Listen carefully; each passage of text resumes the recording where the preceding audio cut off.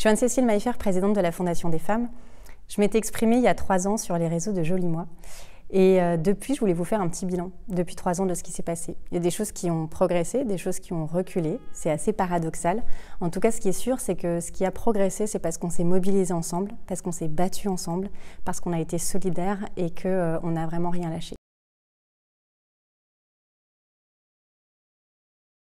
Depuis 3 ans, on a mené des campagnes de sensibilisation, d'information, mais aussi de collecte de fonds. Grâce à ces campagnes, comme la campagne Plus jamais seul, on a réussi à lever des fonds pour financer des associations partout en France. La campagne Plus jamais seul, elle se base sur un constat. Alors que les femmes sont de plus en plus nombreuses à porter plainte, plus 126% de plaintes sur 5 ans, c'est gigantesque depuis MeToo. Pourtant, elles se retrouvent souvent seules face à la justice. Très peu d'entre elles voient une condamnation à la fin de leur parcours judiciaire qui est souvent extrêmement épuisant.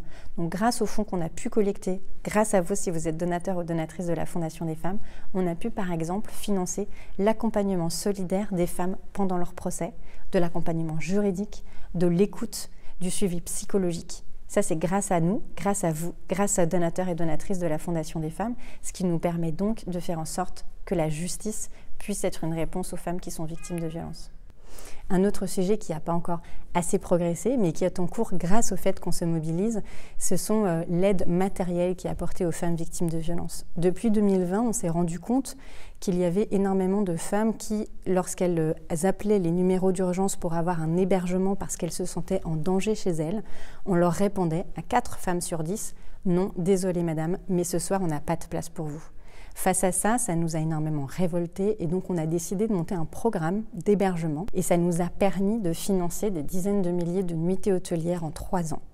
Et ça, c'est vraiment un programme dont on est extrêmement fiers puisque ça a permis très concrètement de sauver des vies. Un autre sujet sur lequel on va vraiment se mobiliser pour l'année 2023 et j'espère que vous serez avec nous au rendez-vous, c'est évidemment le sujet de la constitutionnalisation de l'IVG.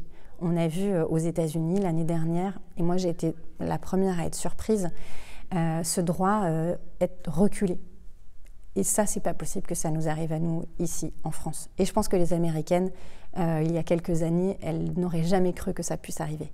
Donc pour ça, nous, on veut avoir plus de garde-fous grâce à cette constitutionnalisation. C'est pas un remède miracle, mais quand même, ça pourrait permettre de faire en sorte que ça nous protège un peu plus.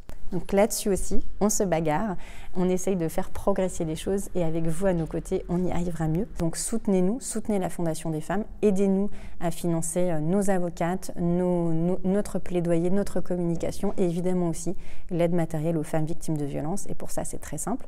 Vous allez sur le site fondationdesfemmes.org, ça prend 2 secondes et vous faites un don. Ça peut être un don régulier, 8 € par mois, tous les 8 du mois pour que le 8 mars ce soit toute l'année, ou ça peut être un don ponctuel. Dans tous les cas, tous les dons sont les bienvenus. Merci.